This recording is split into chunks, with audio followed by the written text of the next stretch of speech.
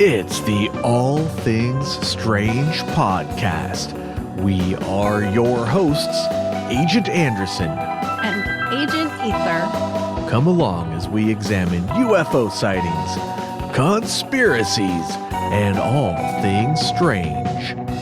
You can check out all of our wonderful links in the description on the Linktree, where you can find our Patreon, our Discord, our merchandise, and more.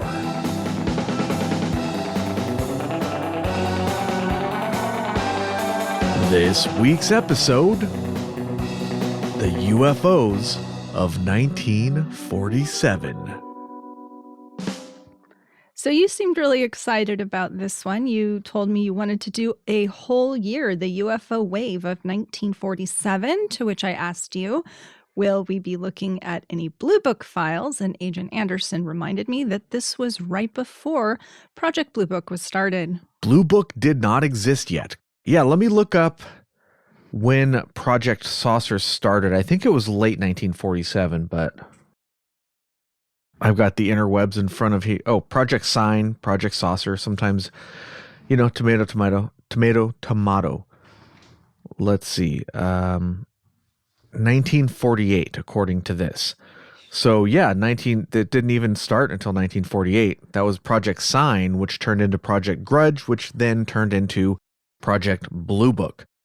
But of course, we have this wave kind of preceding Project Blue Book, leading up to Project Blue Book, and those are the files we're going to discuss. Yeah, and you could say that the 1947 UFO Flap is what led to the creation of Project Blue Book. That always tickles my fancy. Flap. UFO flap. Like it's a bunch of birds or something. Just imagine, somebody flapping around their arms. Oh no, UFO. Is that why they call it a flap? Well, in Ruppelt's book that I've read on the podcast in the past, if you're interested in that sort of thing, he says that a flap is a state of confusion. And I guess it was like a military term. I don't know. Good to know. It's still in use to this day, even though it's a very old term. His book on ufology. No, it's the Report on Unidentified Flying Objects. And just to review for those of you unfamiliar, Captain Ruppelt was the head of Project Blue Book for a fairly long time, and he had an insider view, and he wrote a whole book about it. Now, his book needs to be taken with a grain of salt for reasons which I've discussed in the past, but it's still an extremely interesting look into the world of Project Blue Book. Totally. Yeah. So I was excited about this one because normally we go into depth on a single UFO case, but this time we get to look at a whole bunch of them. A ton. I don't think we're going to get through all of them. This might be a multi-parter. Yeah, I think we're going to probably not get through all of them. It very well could be a multi-parter. That's what I'm expecting because there's so many cases. A lot of these cases we could do a whole episode on a lot of these cases by themselves. They're that interesting, but I wanted to do, instead of saying there's a bunch of cases like this or a lot of stuff happened, let's take a look. What happened? What happened during a lot of these cases in this worldwide UFO flap? So as you know, if you've listened to this show before, the modern UFO era began in 1947 with the Kenneth Arnold sighting. That's a little misleading. That's just sort of a date that has been picked, but there were plenty of UFO sightings before 1947, and it does seem that an uptick in UFO sightings coincided with World War II, possibly the detonation of the first nuclear bomb. There does seem to be some correlation there, but I don't know for sure if that is the case. Maybe they were even before then. I don't know. I do know that some people have argued that the reason there were so many UFO sightings was that it was inundated in the culture of that time. There were a lot of comics and TV shows and stories that came out. At the same time, you could argue that the reason that it was so part of the culture of the time was because there were these sightings. Exactly. Which, is it the dog wagging the tail or the tail wagging the dog, And that's exactly true. There were a lot of, science fiction shows about aliens and UFOs, but there were also a tremendous number of UFO sightings. Exactly. Yeah. So who knows? Could be anything's possible. I don't think, when we get to some of these sightings, that's a skeptical explanation. But when you look at some of these sightings and some of the witnesses who are very serious people, policemen, military, whatever, people who are not going to make up a yarn because it would cost them their reputations and their careers, and look at some of their descriptions, I don't think you can really say that this is due to somebody having seen something on TV or in the movie theater and then going to work on Monday and thinking that they saw that. Exactly. In real life. Maybe that happens a few times, but if you pay attention to the sightings, especially sightings with multiple independent witnesses, it just kind of rules that out entirely, Preach it, Anderson. Hell yeah.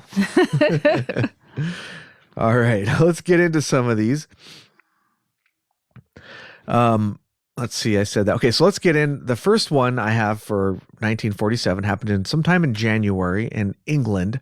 No specified date to this case. Unfortunately, a lot of these are very old cases, so we don't always have the best data for them. Some of them we do, some of them we don't.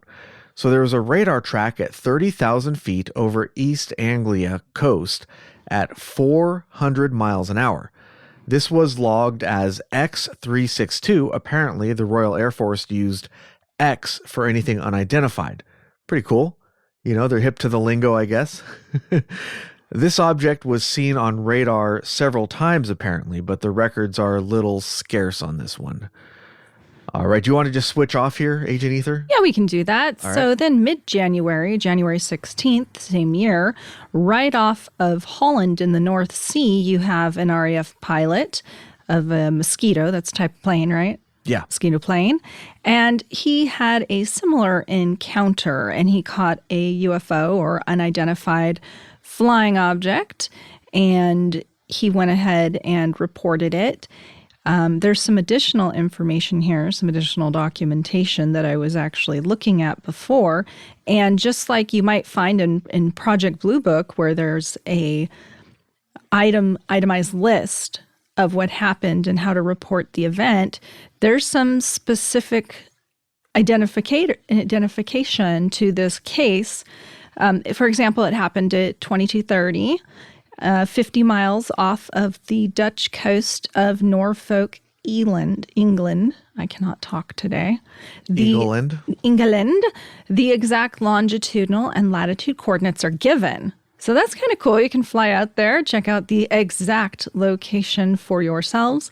The altitude was at 22,000 feet, and its speed, of course, was far faster than that of the little plane. It had evasive, controlled action, and the weather conditions were at night. And the brief description I saw, it kind of sounded like it was playing with the pilot a little bit, like it would slow down and let the pilot catch up, and then it would speed up to get away from him. We've seen this many times in cases. Yeah, and some reports put it at a speed of 1,000 miles per hour. Dang. Yeah, that's pretty fast. We didn't have anything back then that could maneuver like this and go that fast. No. No, not at all. They were still mostly driving around in propeller or piston-driven propeller airplanes back then, I'm sure they were working on jets a little bit, but I don't think that was what most people were in. Was the Mosquito a jet? I don't know. Let me see. Let's Google it. Why not? Now let's not get sidetracked onto that kind of stuff. We'll be here all night. We will. We got to stay focused. Yeah, and that incident is considered by many to be the beginning of the 1947 UFO wave or flap. Why did they pick that one? I don't know. Maybe it's the first one that they have a solid date for. It's in January, so it's early in the year. We have another one the following day on January 17th, also over the North Sea, in the afternoon. We don't have a more specific time than that I could find. 2 radar stations in Lincolnshire tracked an exceptionally good track at 10,000 feet above the North Sea.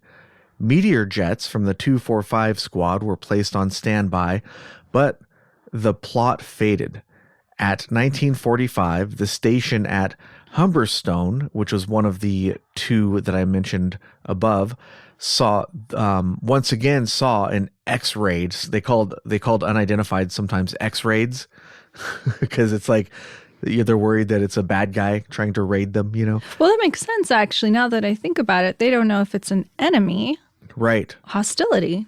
Well, at this time, it was the height of the Cold War, as it always was during the Cold War, and there were serious concerns of foreign powers overflying their airspace and possibly doing nefarious things. I mean, this was, you know, just after World War II, so people were on high alert for everything. Especially, I'm sure in England, which had some, you know, the brunt of attacks from Germany, you know, with the buzz bombs and air raids and all the crazy stuff that went on.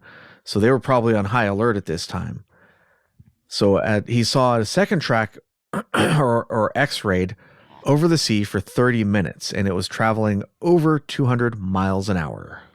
All right, and our next case takes place in Augusta, Australia on February 6th. And I don't want to get too off tangent, but I didn't tell you. So we watched Arachnophobia, which I had not seen before. It's a movie from, I believe, the 90s.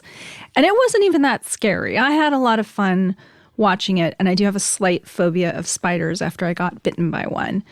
And it was not pleasant. Like, my whole neck and shoulders stiffened, and I had a mild fever. Like, I had an allergic reaction to it. It could have even been a black widow, and I probably should have gone to the doctor.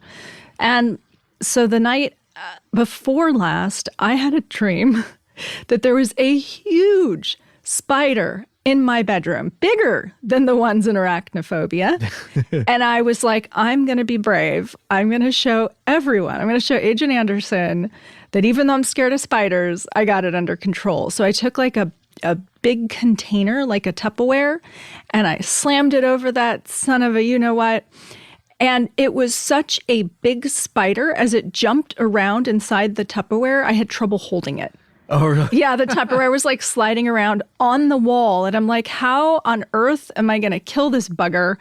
And I got a shoe and I had to hit it like multiple times. You could hear it like cracking, you know, like a little spider would, but like a light bulb. Wow.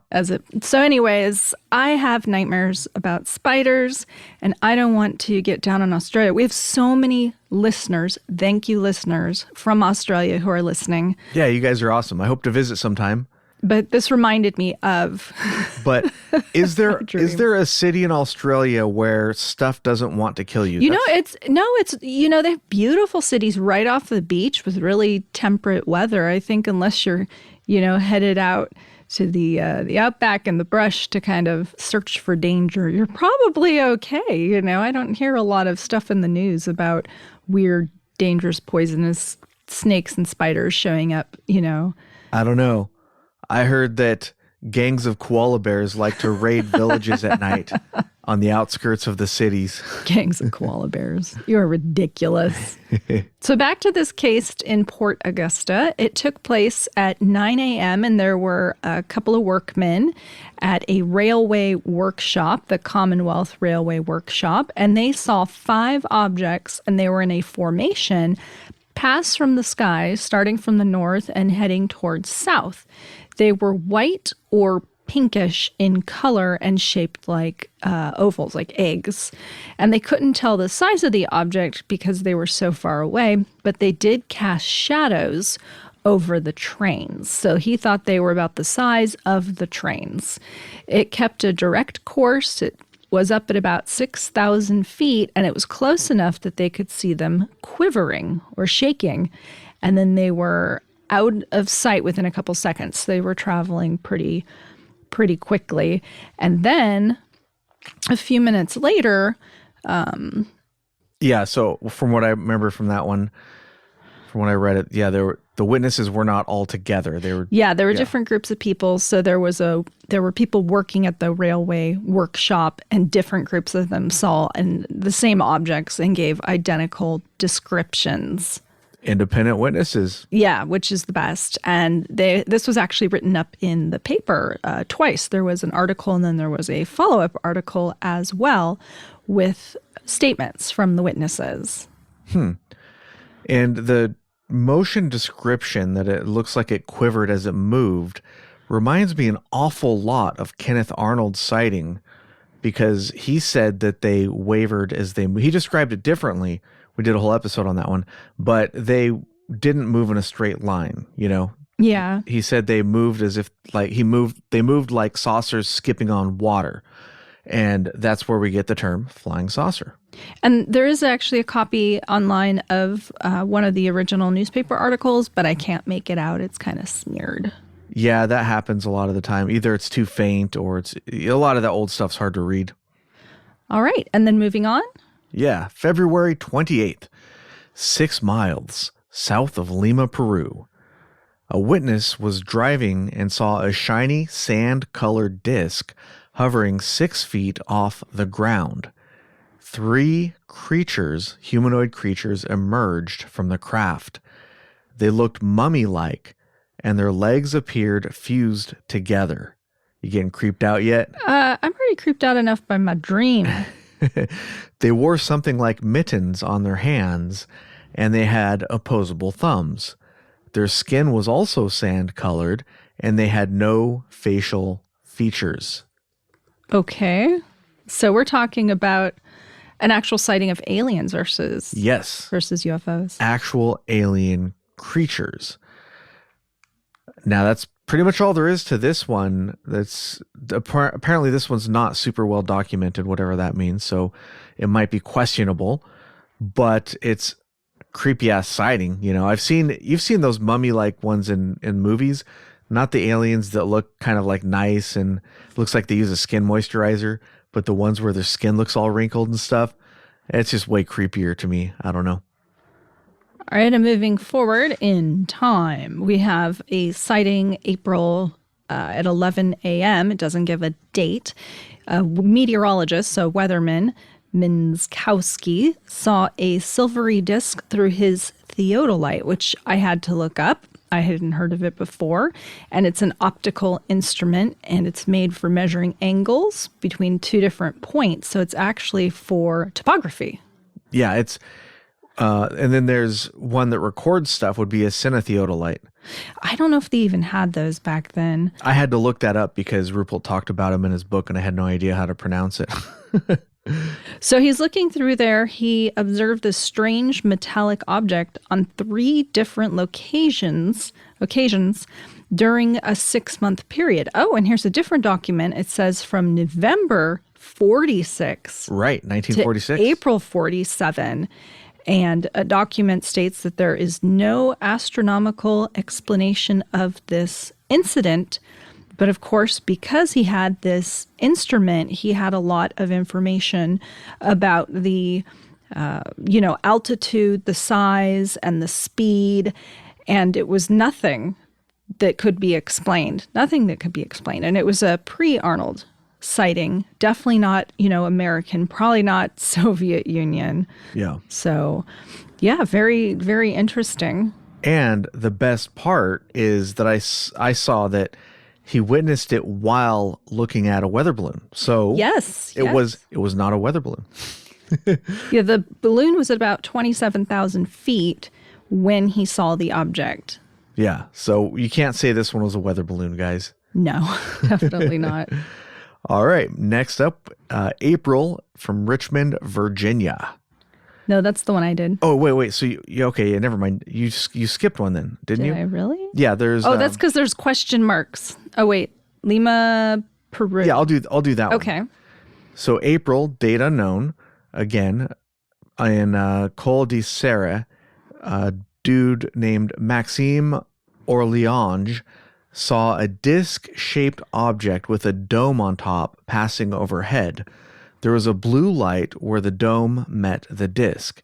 It appeared 30 meters in diameter, and when it was about 400 meters away, it shot straight up and disappeared. He actually went under hypnosis. Oh, really? Yeah, and afterwards insisted that... it was actually in 1952 and not 1948 or 49 that he witnessed the event. Oh, weird. So I don't know. It's weird. There's some inconsistencies there that I saw. Maybe that's why that one has the question mark. Yes, actually, that's a really good point. Yeah. All right, so moving on to May 5th in Seattle, Washington at 3:30 p.m.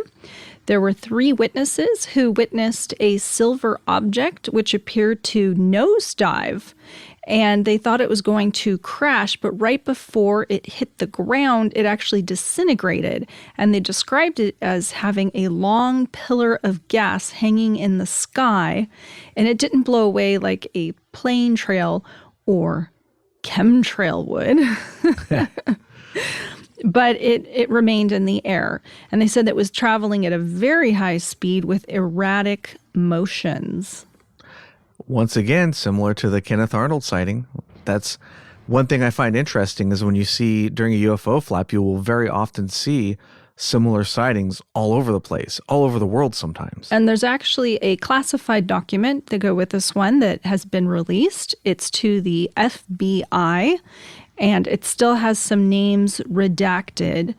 In fact, it has his name redacted, which is funny because we know who it is, right? Yeah. So he was driving near Montana, Deer Lodge, Montana, when he saw the object. Let's see. No additional information really is in this report. Still interesting. There's a classified document that got released, though. Yeah, that's always cool. Yeah. Because it's like you get a little peek behind the curtain. Like, FOIA, baby. Yeah, especially way back in the 40s, they had no idea that FOIA would ever be a thing. Whereas these days, I think they're a lot better at covering their tracks and avoiding FOIA. Not always, but usually, because they know it's a thing. But back then, they didn't know it was a thing. All right, next up, Oklahoma City, Oklahoma, on May 17th, 1947, possibly May 19th. At 8:30 to 9 p.m., field engineer Savage saw a frosty white, round, and flat object. It had a diameter to thickness ratio of 10 to 1, and it was approximately the size of a B-29. Which is, B-29 is pretty big. So we're not talking about a little thing here. So a flattish object that's very large. It was traveling north at about 10,000 feet, and it was moving approximately 3 times the speed of a jet, estimated at 1,800 miles an hour, with a slight swishing sound. Apparently, he witnessed this for about 30 minutes. Now let's see if there's any extra notations here. Frosty white object. No. Okay, so that's pretty much all there is to this one. All right. Well, would you like to do the next one, Agent Ether? Sure. Towards the end of May, we have a sighting near Beaufort, South Carolina, at about 11 a.m. And I actually found a newspaper article here, which is dated July 5th, from Augusta, Georgia. And it says a physician was certain Saturday that he saw flying saucers. Dr. Cohen Arbati claims he spotted peculiar soaring discs 6 weeks ago in the middle of the day while fishing in St. Helena Sound near Beaufort, South Carolina. This was 4 weeks before the first published reports on the discs. He said that when he saw the 4 discs at 11 a.m., they were traveling at an altitude of more than 20,000 feet and a high rate of speed. He described them as silver, and unfortunately, the rest of the article is cut off. Aww. Boo. Yeah, I know. He said it was going pretty fast, though, and he thought it was at about 20,000 feet, and not just silvery, but very highly polished, like metallic on the undersides, and he could see a circular rim or a projection off of the edges. They were soundless, and they were so fast, they were out of sight within 20 seconds. And I guess the article was from the Augusta Chronicle, and it made the front page. Neat. All right, next up. Here, I'll finish with that one. I'm finished. All right, next up, on June 2nd at Rehoboth Beach, Delaware, a pilot named Forrest Winyan was flying north at 1,400 feet and saw a silvery, jar-shaped object that looked like it was about 15 inches in size cross in front of his plane at 1,000 to 10,000 miles an hour, heading east on a straight course at his altitude. and it had a silver white fire exhaust. There's some speculation that it might be a daytime meteor, but it doesn't sound like a meteor to me.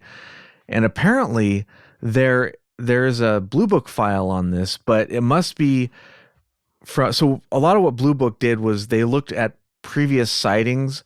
They went through newspaper clippings and interviewed witnesses and stuff about things that happened in the past. So even though there wasn't really a Blue Book yet, they looked at reports from before the Blue Book was started. But the link to the Blue Book file provided here is no longer valid, so I'd have to do some digging to find that, unfortunately. But all right, that's that one. June 8th. Yeah. I do not think this counts as a sighting, Okay. but I am going to go over it anyways because it's funny. There was a fisherman. He was out in the evening, Paula Zammit, and on the other boat about 20 miles away, there was another group, and they were catching fish when they saw a black submarine in the water. They thought it looked more like a monster at first than a submarine, so they're pulling in their nets. They're ready to cast off, and then they notice a bright light coming up, and something comes up out of the water, and little men begin running all over the top of the object or the deck. Huh. They couldn't make out much details because there was so much light, and the little men were about as big as 10-year-olds. Afterwards, the little men entered the submarine, and it started to glow so brightly they couldn't see it anymore, and then it submerged once again. Had acid been invented in 1947? It's like, that's not an encounter. I don't know what that is. That's just silly is what that is. Well, I mean, I don't know. Like, what? I don't even know what to make of that, actually. That's just... So, I mean, there were multiple witnesses, right? Yeah, multiple witnesses, I don't know. I mean, yeah, I don't know, man. It's actually, so I guess it's on a website, MUFOR, which is the Malta UFO research, similar to MUFON. And it's in there as a case summary. So 20 miles south of Malta. Well, there are some things that are so foreign to our minds that we have trouble comprehending them. Yeah, okay, moving on. All right, June 12th in Weiser, Idaho. At 6:15 p.m., a Mrs. H. Erickson saw two high-speed round objects glistening in the sun at a high altitude headed southeast in a formation, moving up and down twice and leaving a vapor trail that persisted for over an hour. So there's a couple of different pieces here. The vapor trail persisting for over an hour, that absolutely can happen under the correct conditions, so there's nothing unusual there necessarily. The formation moving up and down is not necessarily strange because that could, aircrafts can do that, depending on your viewing angle and all that stuff. Sure. And two high-speed round objects glistening in the sun. Well, there were certain, aircraft that they were not painted. They were just like silvery colored aircraft. This one to me sounds like it was probably just a couple of aircraft flying around. I don't know. Yeah, but at that point, I think I wouldn't say mass hysteria because that is absolutely not correct. And I do not like that term. But people had a heightened awareness of what was going on around them. Right. And not only that, at this time, people were aware of foreign threats and they saw it as their patriotic duty to report things like this to the government, whether it's their local police or whatever, because everybody was aware that technology was advancing and that everybody was worried that our foreign adversaries, really just Russia, were developing high technology and flying it over the United States, Right. All right. What do you got next for us? Next, I have a case which I think could be an entire episode. It takes place in Bakersfield, so closer to home for us. In June 14th of that year, there was a pilot, Richard Rankin, and a young boy, so two witnesses, saw a flying flapjack-shaped object, so I guess pancake formation. Or 10 objects. Oh, that's right. There were 10 Yeah. of them, and they were shaped kind of like pancakes, and they were at 9,000 feet. and estimated to be moving at 300 to 400 miles per hour on a straight course. And then 7 of them reversed course and returned at about 2:15. Now, this particular case, I was very disappointed because there's all these links to Fold 3 Project Blue Book, including Hynek's evaluations and newspaper clippings. But when I clicked on them, they all are unavailable. So the links weren't found, which means you'd have to do a little bit of digging. But this would definitely be a great case, if there's so much information, to do as its own episode. Yeah, this very well could be, its own episode. Yeah, there's a lot of broken links on the interwebs. It's a shame, too. Unfortunately, yeah. It is what it is. You can find some of those in the Wayback Machine, but it takes a lot of time to click through all those stuff to... if it's on Fold 3 and it's searchable, then you might be able to find it more easily than you might think. It's just that's not what today's episode's about. Right. Yeah, we wouldn't have time to search Fold 3 for all of these. It would take so long. All right, next up. So you did June 14th. Next up, June 19th in Webster, Massachusetts. This is apparently one of the earliest cases of humanoids, and it appeared in a Worcestershire newspaper. This was a report by an older unidentified woman who saw an occupant inside an object who looked like a Navy officer. And that's all. That is vague. That's all there is to it. So I'm not sure what to make of that one. That one was kind of short, so maybe I'll do the next one as well. On June 20th, in Hot Springs, New Mexico, at 8 p.m., a woman and her daughter saw 3 revolving groups of 3 discs in a triangular formation moving on a straight course south to northeast. Now, that sounds like something right out of a science fiction movie. I'm not saying that it is something out of a science, but what I mean is that sounds very strange, and I could picture it. Discs that are spinning and moving in a that one's pretty weird. I like it. All right, next up, June 21st, Spokane, Washington. At about 11:50, a civilian woman saw 8 silvery, shiny, disc-shaped objects the size of a house flying very fast at about 600 miles an hour, traveling south-southwest at about 7,000 feet altitude. One of the objects passed below an aircraft, and then it fell like a falling leaf. So it had a falling leaf motion and landed in front of about 10 witnesses on the shore of the St. Joe River in Idaho. Wait a minute, hold on a second. Spokane, Washington is nowhere near Idaho. This case, let me see. This particular case doesn't make any sense. Let me look up where Spokane, Washington. Maybe it's like next to the border or something. I don't know. Let me look up a map here real quick, because now I'm curious.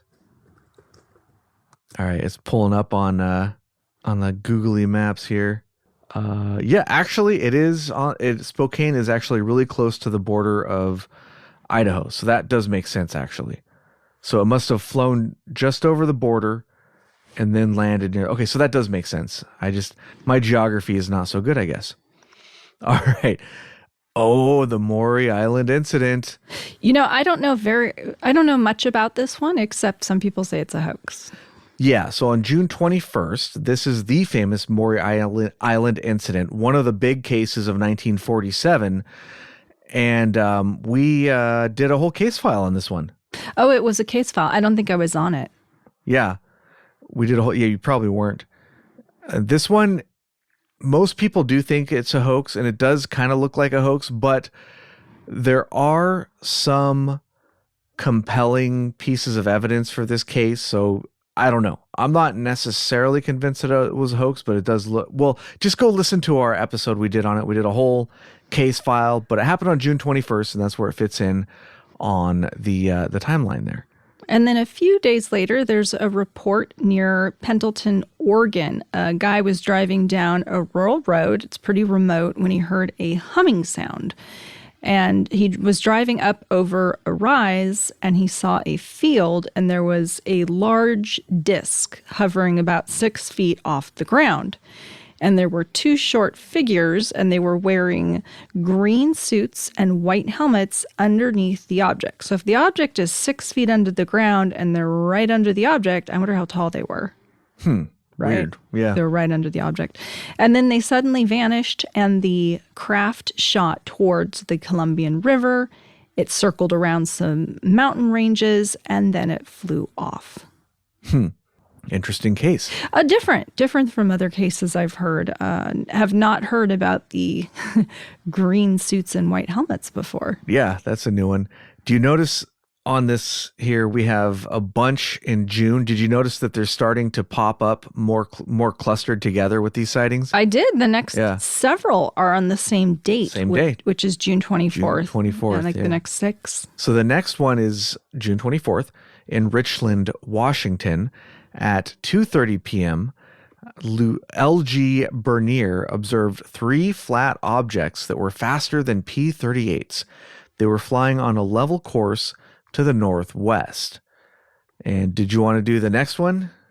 Well, I have a document here. It's 108 pages, and it's a sighting grid for the 2:30 sighting. It looks like June through, I want to say it's 108 pages. So I'll just kind of scroll down and click and see where it ends. June through July. Wow. 108 pages, and it includes. Let me scroll back up because this is amazing to have this kind of information.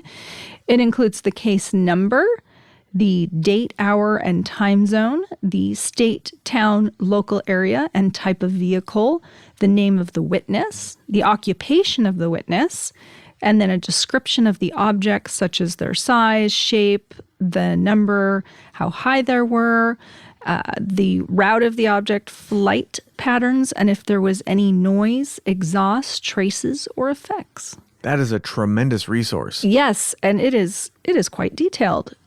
So yeah, just a plethora of cases. Agent Ether. Yes. How many cases are in a plethora of cases? And was that linked on that case? Let me see. Yeah. Oh my goodness. Okay, I can't look at all this stuff right now. It's the best though, isn't it? We'll get too far sidetracked. I love finding that kind of stuff. Yeah, well, that's the thing. This topic is really never ending. UFOs in general. People sometimes ask me like, "Are you worried about running out of topics or running out of stuff to talk about on the show?" It's like, no. We could probably do 50 episodes just on stuff from 1947. So there's actually an interview with Mr. Bernier. I don't know if it was taken from the papers. There's his address, of course, because they used to give addresses in the papers when they interviewed people, which I've talked about how amused I am by that. Yeah. He said they were going west by southwest around 2 or 2:30 and were rather silvery and shaped as though a saucer were seen edgewise. I was worried that people might just laugh, which is why he had waited to come out and talked about them. They appeared something like a reflection from a plane, but was going too fast for any type of plane. I believe it may be a visitor from another planet more developed than ours. In my opinion, we are just beginning to see things this world never dreamed of. Very interesting. And then there's, okay, go ahead. I would say I found that document you're talking about. This is badass, dude. Yes. I love it. I just wanted to say that. That's it. And then there's an additional witness. A little child named Jimmy, and his mom reported that when she came out, she actually saw the disc right over the village. It seemed to be hovering and it wavered. It started back and forth all of a sudden, reversed itself, and shot off to the northeast. The disc was bright, but very high in the air. It was round with a shimmering edge, as though that moved separately from the center. That is very detailed. That's weird. Very interesting. Yeah. And is that really a detail that a housewife would think to make up? Well, I mean, you're supposing that a housewife wouldn't have any sort of creativity. I suppose it just in that day and age, Yeah, I know. To think scientifically in that way. It's not that, oh, she's unintelligent or she's just a housewife. It's just that is a very peculiar detail. It makes it seem more legitimate to me, is what I'm trying to say. I know. I was just messing with you. Yeah, I know, because you can. that's just my nature, She said that it seemed to have a tail or a stream of smoke clinging to it. I couldn't judge how high it was, but it was of a terrific size, she stated, and the whole neighborhood saw it. It then named some additional witnesses with their addresses, of course. It was bright and seemed to go fast, but every once in a while it looked like it was turning or something because it twinkled like a star. It definitely wasn't a plane. I've never seen anything like it before. It was spinning. Mrs. Ferguson thought of it as spinning too, but to her it seemed to have a sort of halo around it. She too agreed that it was huge in size and very high in the sky. Her friend Mrs. Ferguson reported it didn't move like a plane, more like a balloon, except balloons move smoothly, and this was jerky. So there you go. That was a newspaper article. And a lot of these reports talk about this jerky motion, wavering or quavering motion, not a smooth flight path. They're very similar descriptions across all of these many witnesses that I find very interesting and compelling. All right. I'm not sure which one you're on because I was scrolling around and poking ahead. The next one is the famous. Oh. The infamous Kenneth Arnold. Yes. June 24th at 3 p.m. Good old Kenny Boy was flying his airplane near Mount Rainier when he saw some UFOs.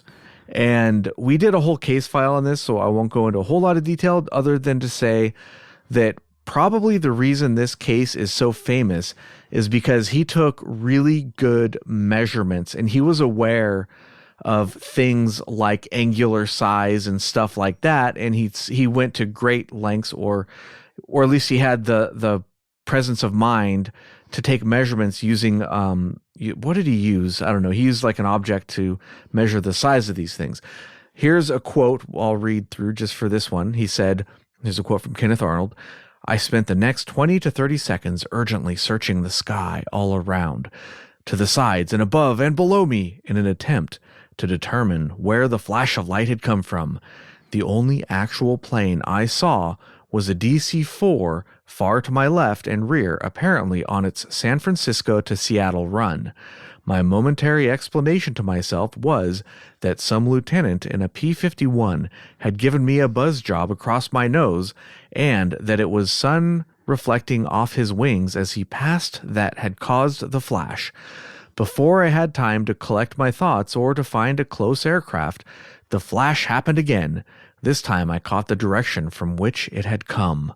I observed far to my left and to the north a formation of very bright objects coming from the vicinity of Mount Baker, flying very close to the mountaintops and traveling at tremendous speed. I observed a chain of 9 peculiar-looking aircraft flying from north to south at approximately 9,500 feet elevation and going, seemingly, in a definite direction of about 170 degrees. So he gives a really good description, and there's a lot more detail than that I go into on the case file we did, so we'll just leave it at that.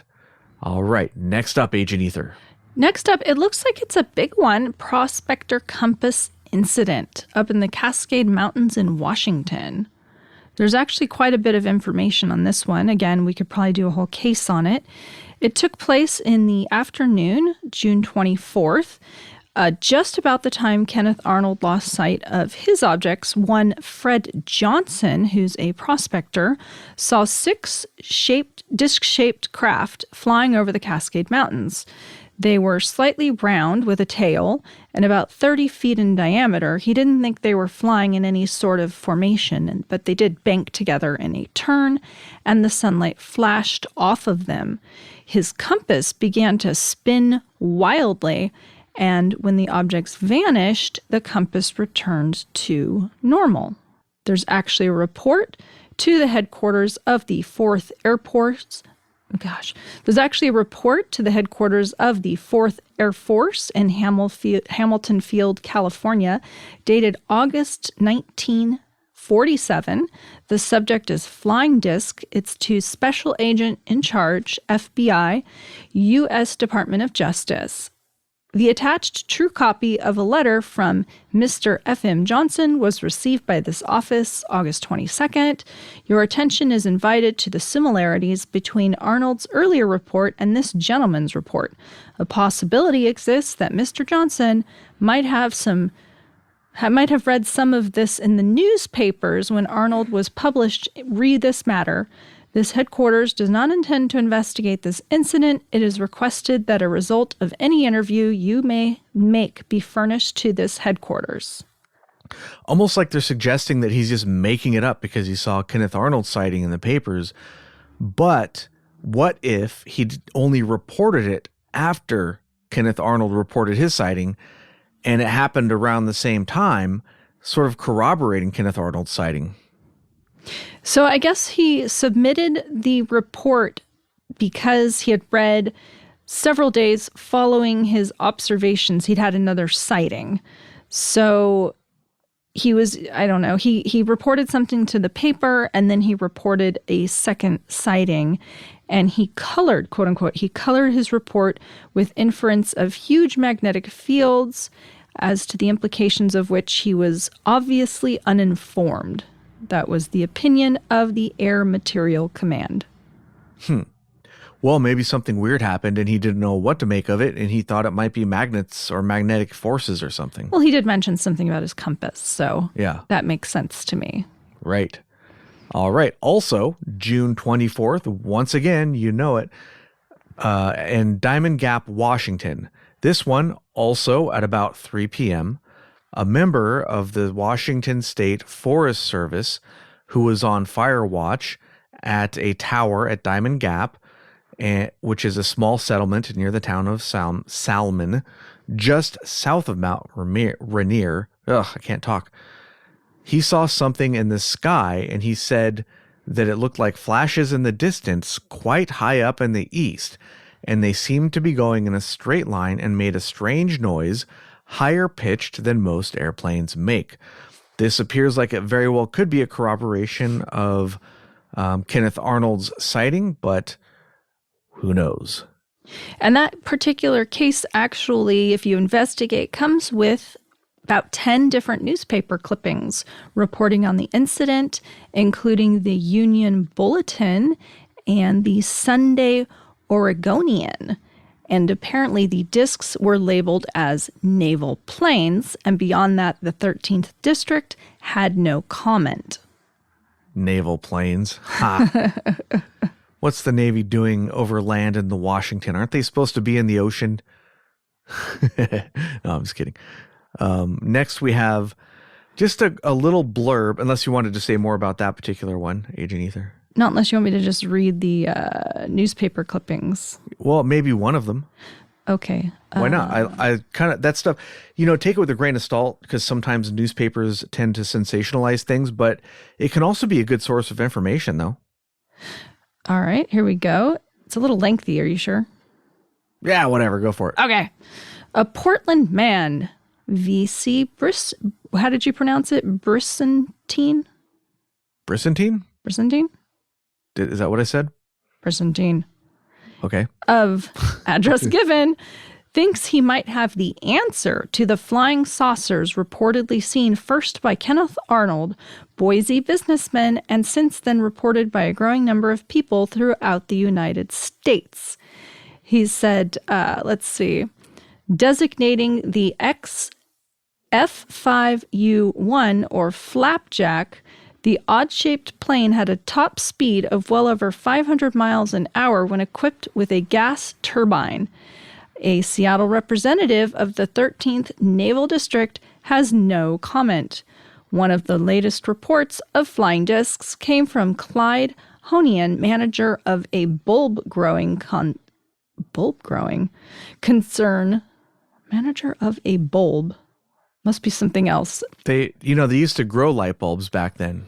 Manager of a bulb. Okay. They didn't actually manufacture them. Growing concern near Woodland, Washington, who said that he saw 9 or 10 of them skimming along silently between 1,000 and 2,000 feet Friday.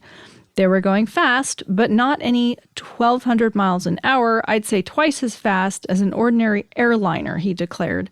The peculiar thing was the way they moved, lilting back and forth, tipping up and down, and undulating. And every time they reached the right reflection angle, the flashes came. Lieutenant Colonel Harold R. Turner, White Sands, New Mexico, proving ground commandant, declared the discs may have been jet airplanes, which have circular exhaust pipes that might give the illusion of discs when heated. However, General Carl Spaatz, AAF Washington, D.C., in an answer to the query regarding the possibility that the objects were Army flying wings, said Army Air Forces have no aircraft that could fit reported descriptions of objects. They are not jet-propelled flying wings. Robert W. Hubach of address given said that Saturday he also saw some shiny silvery objects that didn't look like airplanes. And the reports continue. So it's a few witness accounts. Oh, nice. Yeah. So I'll just keep it to that one. Okay. Just real briefly here, a lot of the time people say that these sightings can be attributed to the flying flapjack. And we've talked about this before on the show, but there's a couple of airplanes. There's the flying pancake, the Vought V173. I'm looking here. I don't see... Oh, number built. There's only one of these things ever built. And it was... let's see. Does it say where it was flown out of? And it doesn't matter because there were not 8 or 10 in a row or whatever. There's just one of these things ever built. And it had a top speed of 138 miles an hour. And it took 7 minutes to climb to 5,000 feet altitude. Does not match these descriptions at all. And then the more well-known Vought XF5U, which I believe you just mentioned, which is the flying flapjack, there's only 2 of those ever built. And again, an experimental aircraft that was not flown all that often, and definitely not in groups of 10 or 8 or whatever, because only 2 of them ever existed. And let's see, the maximum speed of this thing was actually a lot better, as 452 miles an hour. So that's kind of interesting. But still, nonetheless, the point is that these sightings cannot be accounted for by flying wing type or flapjack type airplanes. And the military has generally said that because they just didn't have them to match these sightings. But I just wanted to point that out. I don't know where you are in your list of cases. Let's see. So I was going to go to the next one, which is, again, June 24th. There's not really a whole lot on this one. It just says a humanoid report on the same day as I see. Arnold had his sighting, and that's it. Just there's no links to anything. There's no anything else. It's just a humanoid report, apparently, that was on June 24th.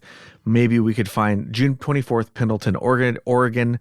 It's possible that we could find more references or reports on that, but not today.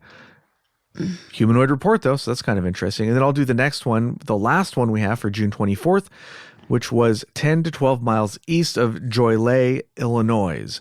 This one happened at 1:50 p.m. An employee for 38 years of the Elgin, Joylay, and Eastern Railroad, named Charles Castle, was walking along a highway on his way to work when he saw 9 speeding discs in the air.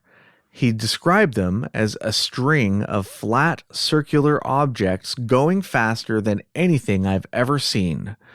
Castle, spelled Kastl, said he could see no connecting link between them, but they acted like the leading disc had a motor in it to power the others, because when it flipped, the others flipped as well, almost as if they were connected. And when it righted itself, the others also did that.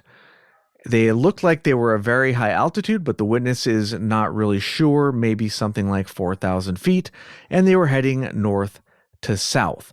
And there's actually newspaper articles and stuff about this one as well, but maybe we will skip that this time around. All right, our next case is on what, the 27th? Yes, June 27th. And we have a Clyde Homan who phones in to give a report to the Journal. And he's a manager of Tulips Inc., which is a bulb growing property 2 miles south of that city in southwestern Washington. And he said he saw objects, his farm foreman saw objects. And so he ran to the door because his foreman called him over, and he glimpsed the objects as they were disappearing in the southeast. He said a bright flash had come in through his windows, and he'd looked up into the sky and seen two things in two groups pretty close together.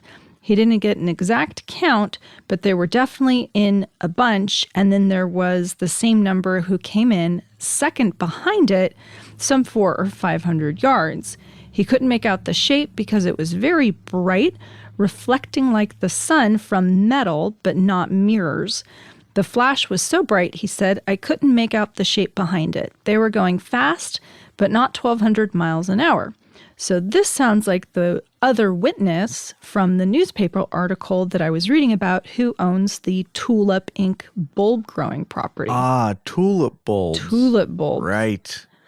He said the day was cloudy, pretty cloudy here, with sunshine occasionally through the clouds, but there were lots of holes in the blue sky, and anyways, the clouds were high, and these things weren't over 1,000 to 2,000 feet up and were flying under the clouds. And there wasn't any sound, not a trace of vapor trail, just these things sailing along. As soon as I saw them, I ran to the warehouse and called the foreman, and he got to the door to see the second wave. They came up over the hill to the north and were following a straight line along the Pacific Highway. They were very flat, very, very thin, particularly when you saw them on edges, they were banking as very bright. He wasn't sure how fast the objects were going, and I am not too excitable, and I have good eyesight, and I know what I saw this afternoon. I'm surprised you don't have reports from others having seen them today. Nice. Yes. Really interesting case. All right, it's getting on in time here, so maybe do one more before we get out of here. The next one we'll talk about happened on June 28th, and this one was 30 miles northwest of Lake Mead, Nevada. And no, it is not an actual Lake of Mead. Stupid joke. Oh my goodness. Dad joke? I don't know. Oh my goodness. I'm phoning that one in. I apologize for that bad joke. Anyways, 3:15 p.m., a pilot from Brooke Air Force Base, San Antonio, Texas, was flying a F-51 fighter, or a P-51, same thing, at about 6,000 feet altitude when he saw a tight formation of 5 to 6 white circular objects off of his right wing. And he said they looked like they were about 3 feet in diameter. So that's kind of an interesting, these are like tiny little guys, right? Yeah. These are like frisbee, little tiny, well, big frisbees, I guess, but little tiny UFOs. Anyways, they're flying off of his right wing, and they were at about 6,000 feet altitude and moving approximately 285 miles an hour. Now, this is kind of weird because we don't have any 3-foot disc-shaped objects that can move that fast that I'm aware of. So it's kind of a weird one. And there is more to this case, I'm sure. There's actually a here. Blue Book file. Yeah. So there's a lot more to this case, but we'll just leave it there for now. I think it's about time to wrap it up. Everybody is getting tired. I had a long hike earlier, so I'm plumb tuckered out, as they might say in Straya. Do they say that in Straya? I think they do, because I played a video game that was made in Straya. I need to work on my accent, I guess, in Straya. And one of the characters in that video game, an NPC, says, "I'm plumb tuckered out," and then he dies. So unless they made it up, I'm assuming that they say that sort of thing there. All right, then. Down under. And with that. All right. Yeah. And with that, thank you everybody so much for listening. We really enjoyed this one this time around. This was a lot of fun to look at this many cases. Thank you guys so much for listening. And if you enjoyed this show, you could really help us out by leaving us a good review wherever you listen to podcasts and suggesting the show to your friends. And family. And strangers. Oh, and also I forgot to call out the, on social media, on Reddit or whatever, go ahead, go nuts, man. But I forgot to mention we do have a Patreon, and we've got 3 tiers for you. The first tier will get you early access and after hours. The second tier will get you bonus episodes, and the last tier will get you the ability to vote on upcoming topics like this one. And there are a lot of bonus episodes and bonus material. Yeah, and if you look, you can look on our Patreon, and I've tagged everything tagged bonus will be either bonus episodes or after hours or something that's not available on our general feed that you get with your podcast player. And you can even look at audio previews on there to see if it's your cup of tea. I think that I turned that on so you can listen to the beginning 5 minutes or so of each one if you want to check that out. So go have a look. All right. Thanks, everybody. Until next time, keep it strange.